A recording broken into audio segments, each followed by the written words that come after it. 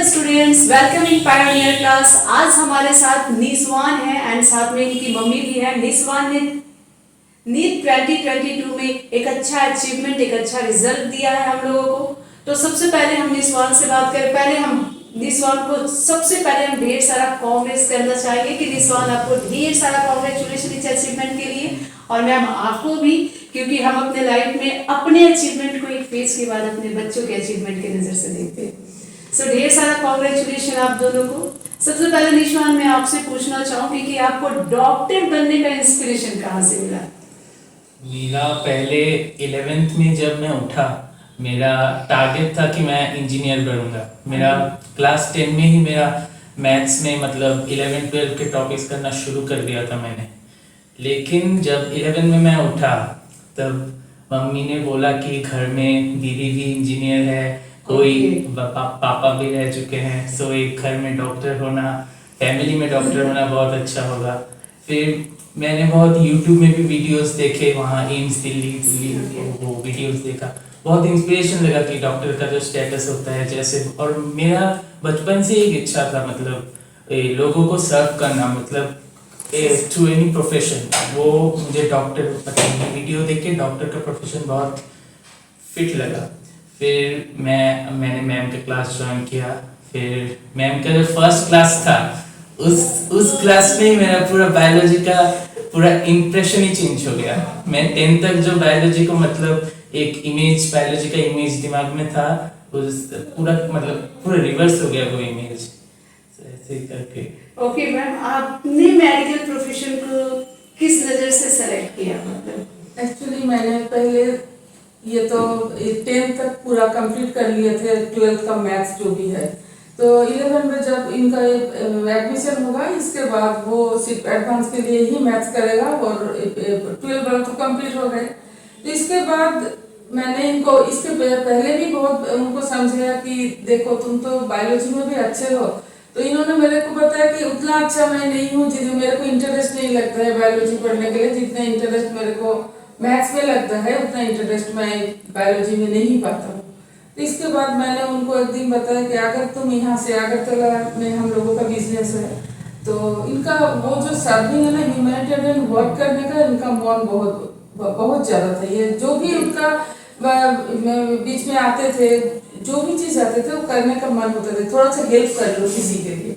तो मैंने उनको इस तरह से समझाया कि देखो आप अगर इधर से उदयपुर जाएंगे तो हम लोगों का तो बिजनेस है, हम लोग थोड़ी लोगों की हेल्प तो कर ही सकते हैं, ये सही है पापा।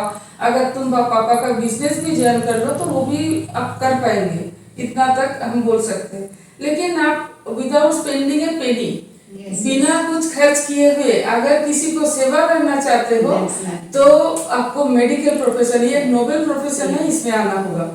तो इसके बाद बोला कि कैसे होगा? अगर आप उदयपुर से अगरतला आए, तुम हजारों ऐसे पेशेंट को देखकर घर वापस आ सकते हो जिसमें बहुत नीडी लोग हैं, जिन लोगों के पास कोई हेल्थ फैसिलिटी नहीं है। ऐसे इंडिया में अगरतला में तो ठीक है, सारे देश में ही ये प्रॉब्लम है, डॉक्टर का प्रॉब्लम है। तो अगर आप उन लोगों के पास जाओ तो उन लोगों के पास तुम जो हेल्प करोगे ना, तुम्हारा पॉकेट से कुछ भी नहीं निकलेगा, लेकिन तुम्हारे पास बहुत सारे लोगों का आशीर्वाद मिलेगा।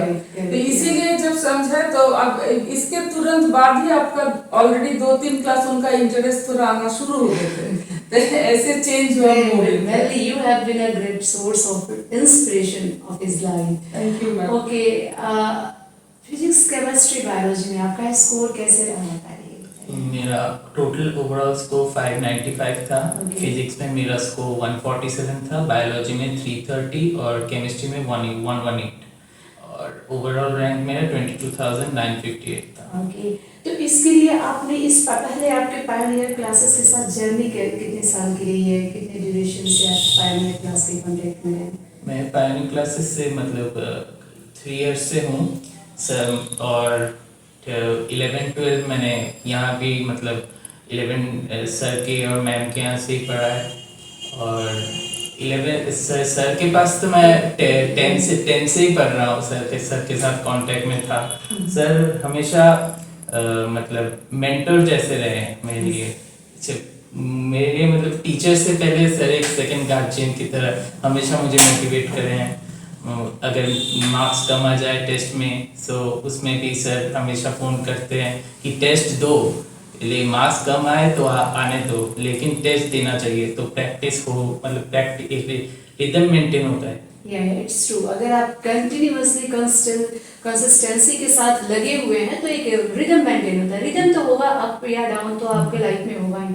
टेस्ट में कम मार्क्स आने पे कभी आपको ऐसा लगा कि ऐसा क्यों हो रहा है, मुझे अब ज़्यादा पढ़ने की जरूरत नहीं है, पढ़ रहे हैं बट रिजल्ट नहीं आ रहा है, ऐसा कभी फील हुआ? हाँ, ये बहुत बार हुआ है। मैं मम्मी को भी कभी बोलता था जब बहुत कम नंबर आते थे, मम्मी मैं टेस्ट नहीं दूंगा, नंबर बहुत कम आते हैं। लेकिन मम्मी भी मम्मी मुझे बोलती थी नंबर से फर्क नहीं पड़ता, अभी तुम बस पढ़ो। इट्स अ हाँ, प्रैक्टिस। नंबर का प्रेशर अगर अब से लोगे तो तुम्हारा रिजल्ट भी इतना अच्छा नहीं होगा। सो मम्मी मुझे हमेशा मतलब मार्क्स का प्रेशर कभी नहीं दी, बोला कि तुम पढ़ो और हार्ड वर्क करो और रिजल्ट अपने आप आ जाएगा। ओके, आपने फिजिक्स केमिस्ट्री बायोलॉजी के लिए क्या टाइम डिवाइड किया था ड्यूरिंग क्लासेस, जब आपके सारे ट्यूशन ऑन थे? आप एक्चुअली आप लोग के समय तो एक पैंडेमिक सिचुएशन रहा जिसके कारण आप लोग को ऑनलाइन क्लासेस की फैसिलिटीज कंप्लीटली प्रोवाइड की गई हर तरफ से, तो उस समय आप टाइम कैसे डिवाइड किए?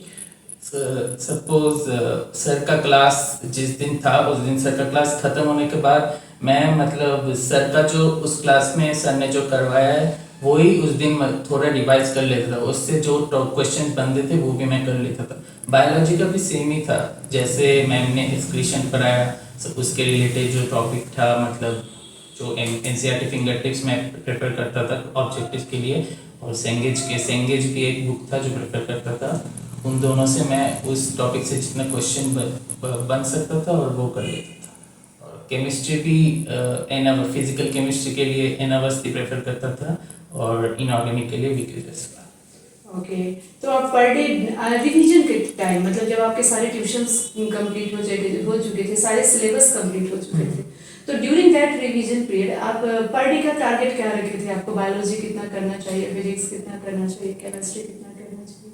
बायोलॉजी मेरा हमेशा एक टारगेट था कि 11 और 12 दोनों ही एनसीईआरटी बुक्स, मैं एनसीईआरटी के बाहर बायोलॉजी पढ़ा ही नहीं, मतलब एनसीईआरटी का एक एक लाइन में नीट का एक एक क्वेश्चन है। यस, सो इनसे बायोलॉजी मैंने 11 टू मेरा एक टारगेट था कि 11 और 12 दोनों बुक 4-5 बार करके रिवाइज कर, नीट के पहले 4-5 रिवाइज करना है, चाहे दोनों बुक ईच टाइम। सो इनसे बायोलॉजी का तो यहाँ पे हो गया। और फिजिक्स का मैंने सीपी सिंह का जो बुक है वो मैंने प्रेफर किया ऑब्जेक्टिव्स के लिए। और सर का तो न्यूमेरिकल क्लास था ही, उसमें तो डिफरेंट क्वेश्चंस मिलते थे, मतलब हार्ड से लेकर बहुत इजी तक भी, जो फार्मूला बेस्ड। सो सर का न्यूमेरिकल क्लास, और लास्ट में मैम ने जो वो यूट्यूब में जो क्लास करवाती थी वो प्रैक्टिस सेशन, वो बहुत उनमें से मैं बोलूँ कि बहुत सारे क्वेश्चन से जो डायरेक्ट इस बार नीट में आए थे, मतलब पिछले साल का पैटर्न देखो तो ऐसे लेंथी क्वेश्चन, मतलब बहुत वर्ड्स का क्वेश्चन वो नहीं आए थे, सेशन रीजन एंड ऑल। लेकिन मैम के यहाँ पे वो प्रैक्टिस सेशन में वैसे क्वेश्चंस थे, lengthy questions and 40 questions easy questions, choose the correct statement, इस टाइप के क्वेश्चंस प्रैक्टिस सेशन में होते थे। ओके, तो कभी ऐसा, जैसे आपका फिजिक्स केमिस्ट्री बायोलॉजी ऐसा सब्जेक्ट है, 3 सब्जेक्ट सभी बच्चों का इक्वली अच्छा या इंटरेस्टेड नहीं होता है, तो आपके लिए सबसे इंटरेस्टेड कौन सा था और थोड़ा सा सबसे कम इंटरेस्टेड?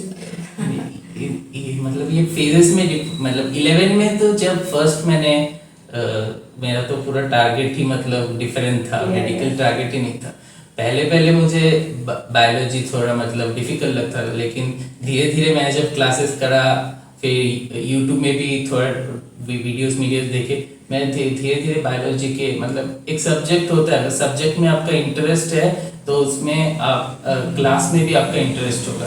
अगर सब्जेक्ट में इंटरेस्ट नहीं है तो क्लास में अच्छा नहीं लगेगा। मैं बायोलॉजी में स्लोली इंटरेस्ट डेवलप हो गया।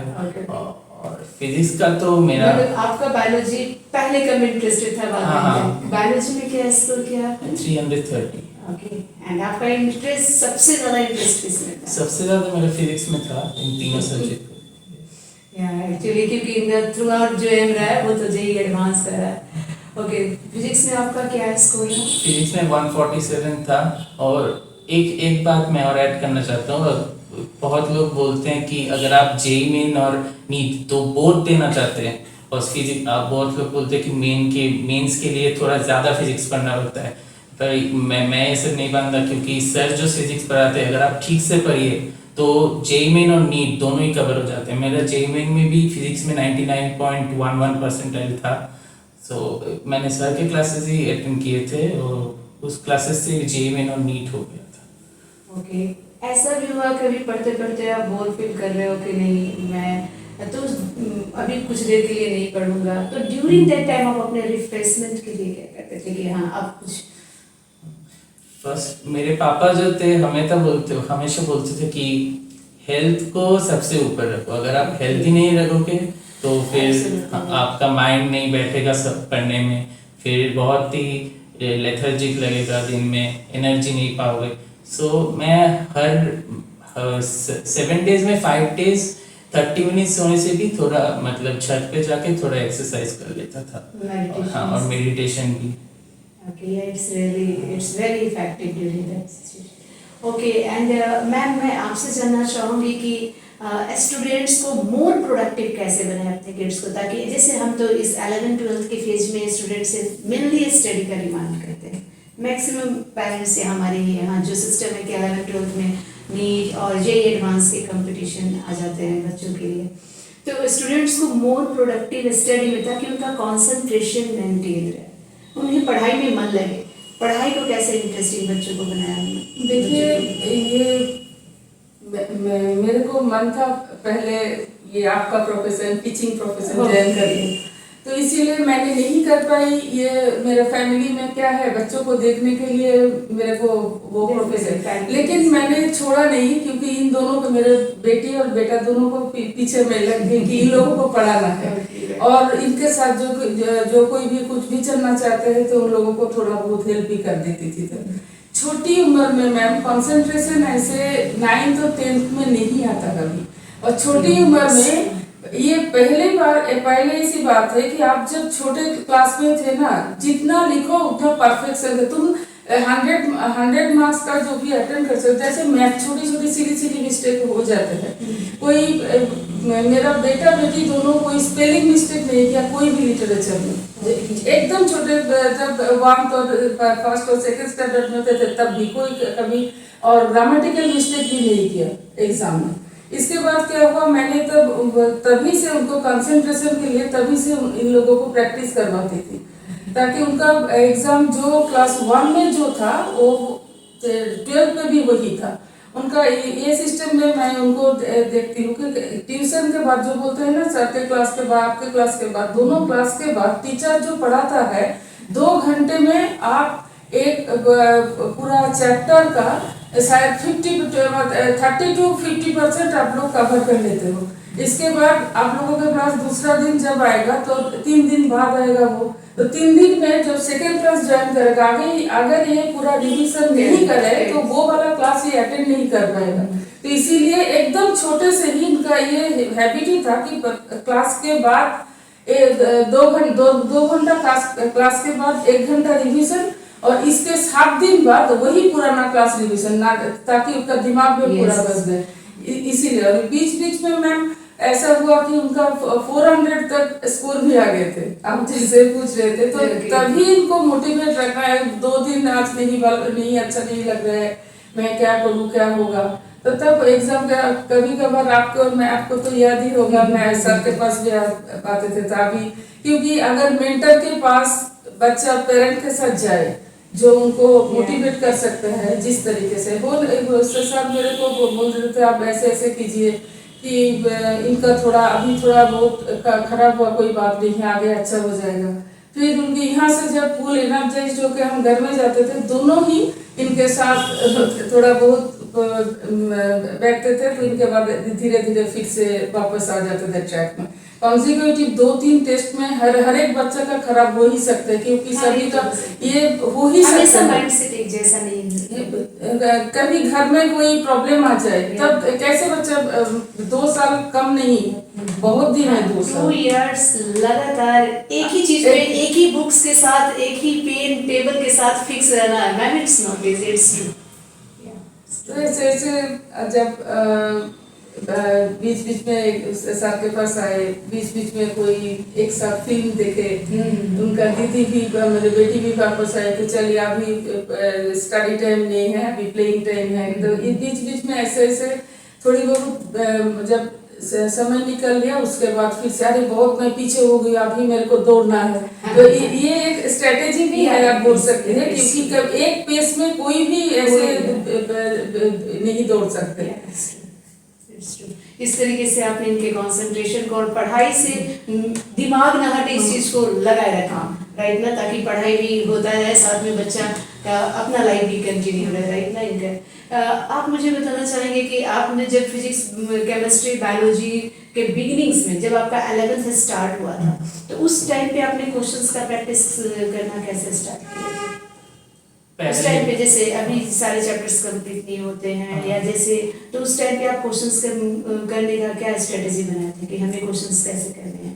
मेरा डेली टारगेट रहता था फिजिक्स के मिनिमम HC वर्मा में लगभग अप्रोक्सीमेट हर चैप्टर में 25 क्वेश्चंस होते थे, और 25 क्वेश्चंस ऐसे नहीं बहुत इजी, मतलब एक क्वेश्चन में एक टॉपिक कवर ऐसा हो जाता था। मैं डेली HC वर्मा के 5 क्वेश्चंस, मतलब सर जो टॉपिक करवाते हैं उनमें से 5-5 क्वेश्चंस करके हर दिन हो जाता था। वो 5 क्वेश्चंस मैं डेली टारगेट था HC वर्मा का कंप्लीट करना। फिर मुझे टारगेट रहता था कि CP सिंह का जो बुक है उसमें बहुत सारे क्वेश्चंस रहते थे, वो इजी क्वेश्चन से लेके हार्ड, वो उन क्वेश्चंस को मैं कंप्लीट करने की कोशिश करता था। और बायोलॉजी का तो मुझे टारगेट सेट किया था कि मुझे हर दिन मिनिमम 50 क्वेश्चंस करना ही है। अगर 11 में तो जब सिलेबस खत्म नहीं हुआ था तब तो 50 टारगेट था, लेकिन 12 में जब धीरे धीरे मैं 12 का टॉपिक पढ़ रहा था तब 11 के MCQs में प्रैक्टिस करता था। ओके, आपने कोई शॉर्ट नोट्स या कुछ इस तरीके से प्रिपेयर किया था कि कोई फ्लो चार्ट या कोई शॉर्ट नोट्स हाँ, करते हैं जिसके थ्रू रिवीजन इजी हो जाए, ऐसे भी कुछ आपने किया था? हाँ, बायोलॉजी का मैंने जो एग्जांपल्स थे, जैसे प्लांट किंगडम के एग्जांपल्स, फिजियोलॉजी, मॉर्फोलॉजी के एग्जांपल्स, वो बहुत रिमेम्बर करने में बहुत डिफिकल्ट थे। वो छोटे छोटे जो पेज होते थे, मैं उस पेजों में लिख के मैं रख देता था। और फिजिक्स के बहुत सारे फॉर्मूलाज थे, छोटे छोटे जो फॉर्मूला, जो क्वेश्चन होते थे वो सिर्फ फॉर्मूला बेस्ड होते थे, वो फॉर्मूला में लिख के कॉपी में रख देता था, ताकि जब मैं नीट के पहले जो रिवीजन करने में जो इजी लगे तो एक ही साथ मेरा रिवाइज हो जाए। रेगुलर क्लासेस का क्या इम्पोर्टेंस है? मतलब क्लासेस कभी कभी मिस भी कर सकते हैं या टेस्ट स्किप भी कर सकते हैं, ऐसा किया जा सकता है इस 2 इयर्स के दौरान?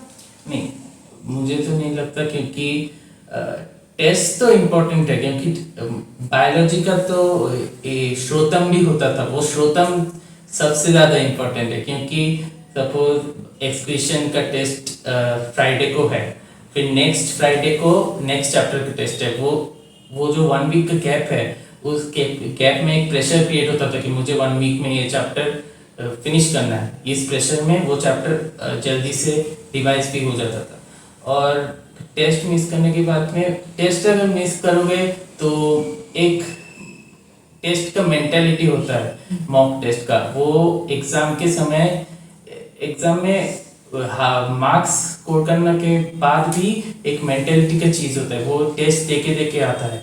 वो जो 3 घंटे बैठना है, वो एग्ज़ाम को, डायरेक्ट एग्ज़ाम के दिन आप 3 घंटे ऐसे बैठ नहीं सकते अगर आपका पहले से प्रैक्टिस नहीं है। फिर टेस्ट देते रहिए, और अगर कम मार्क्स भी आ जाए तो कोई फर्क नहीं पड़ता, क्योंकि नेक्स्ट टेस्ट में अगर आप ज़्यादा प्रैक्टिस करेंगे तो नेक्स्ट टेस्ट में बहुत अच्छा कर सकते हैं। ओके, आप बुक क्या क्या प्रेफर किया? जैसे एक क्वेश्चन मेरा यहाँ पे है बुक से रिलेटेड, टेक्स्ट बुक में बायोलॉजी के लिए आपने बताया कि NCERT is best. Okay, and NCERT के साथ साथ बच्चों को जैसे बहुत ऐसे स्टूडेंट्स हैं जिनको एनसीईआरटी बहुत सिंपल बुक लगती है, एनसीईआरटी को बहुत NCERT is really very concise and very conceptual book, no doubt. तो एनसीईआरटी के साथ आपने क्या स्ट्रेटजी बनाया कि एनसीईआरटी को कैसे कंप्लीट करना है, या एनसीईआरटी को कैसे समझना है, कैसे उसको? एनसीईआरटी मेरा भी पहले एक माइंडसेट था कि एनसीईआरटी मुझे भी मतलब पढ़ के इजी लगता था, लेकिन जो मैं टेस्ट देता था तब एक एक लाइन में जो क्वेश्चन मिलता था, मतलब एक लाइन में एक एक क्वेश्चन है, जैसे एनिमल किंगडम के हर एक लाइन में हर एक क्वेश्चन, वो क्वेश्चन मतलब एनसीईआरटी इजी लगता है, लेकिन अगर आप थॉरो करेंगे तो बहुत डेप्थ में जाके एनालिसिस कर सकेंगे। एनसीईआरटी के मॉडिफाइड हाँ। क्वेश्चंस आते हैं नीट में। हाँ, इस बार भी तो एनसीईआरटी बेस्ड ही था, Yeah. तो सिर्फ थोड़ा लेंथी था क्वेश्चन। क्वेश्चंस एंड हाँ। मॉडिफाइड क्वेश्चंस थे। फिजिक्स में क्या स्ट्रेटजी था आपका? फिजिक्स में मैं फिजिक्स के लिए तो सीपी सिंह वो बुक प्रैक्टिस और HCR में रेफर किया था। सर हाँ सीपी सिंह एक टॉपिक जैसे सर ने खत्म किया, उस टॉपिक को लेके मैं सीपी सिंह को रेफर करता था, उनमें से मतलब सर ने जितना तक कराया वो उन टॉपिक में जितना से क्वेश्चन बनता था वो सीपी सिंह का मैं खत्म कर लेता था।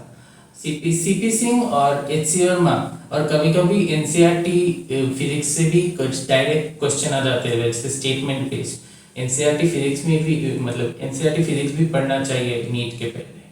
लगातार कितना टाइम देते थे आप रिवीजन के समय, मतलब जब आपके सारे ट्यूशंस कंप्लीट हो गए तो एवरीडे आप कितने आवर्स की स्टडी करते थे? अगर प्रोडक्टिव बोले तो 9 to 10 आवर्स प्रोडक्टिव ऐसे होता था। कभी कभी अगर 9 to 10 डेली पढ़ना होता था। अगर आपका एक दिन कम हुआ, जैसे एक दिन आपका 5 आवर्स हो गया, तो नेक्स्ट दिन आपको वो रिकवर करना पड़ेगा 12 आवर्स करके। सो मेरा टारगेट था on an average 9 to 10 hours करके डेली रिवीजन के लिए स्टडी रखना, क्वेश्चंस करना, क्योंकि लास्ट में तो सिलेबस खत्म हो गया था, सिर्फ क्वेश्चन ही करता था और टेस्ट देता था। हमारे आने वाले नीट एस्पिरेंट्स को आप क्या बताना चाहेंगे?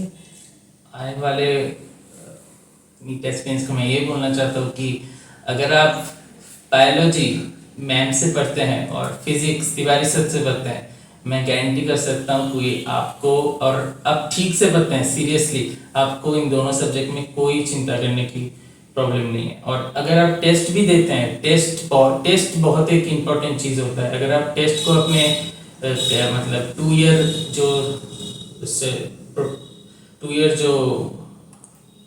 कंटिन्यूअस है, उसमें अगर आप कंटिन्यूएशन नहीं रखेंगे टेस्ट, तो आपका एक पाथ भी डेवलप नहीं होगा।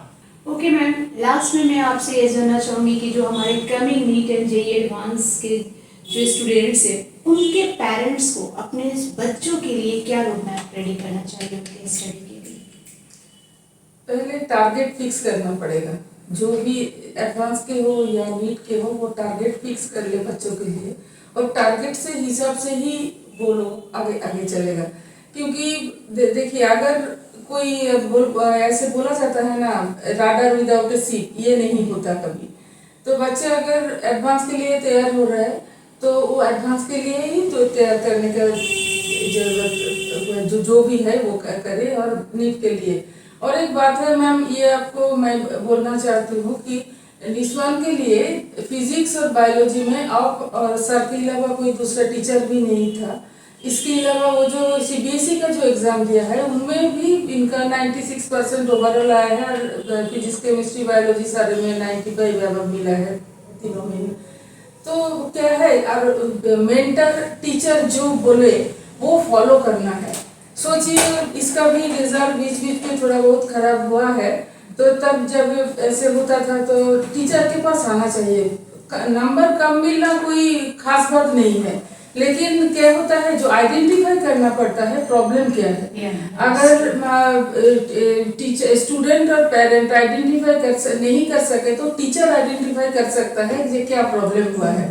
तो बीच में एक बार हुआ था, जब आप प्लांट किंगडम का जो मॉर्फोलॉजी वाला चैप्टर जो आप रिवीजन करवा रहे थे, तभी इनका मन भी नहीं था, रिजल्ट भी खराब है, तो मैं आपको फोन किया। तो उनके पास तो आपने बताया थे कि इन लोगों का क्लास तो ऑनलाइन होता था, प्रैक्टिकली नहीं करवा सकते, तो इनके साथ बहुत सारे स्टूडेंट्स भी वो वाला क्लास रिवीजन जब कराया वो वाला क्लास भी अटेंड किए।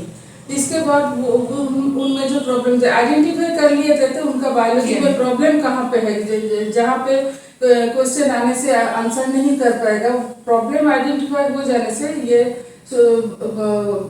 आसान भी हो गया हम लोगों के लिए।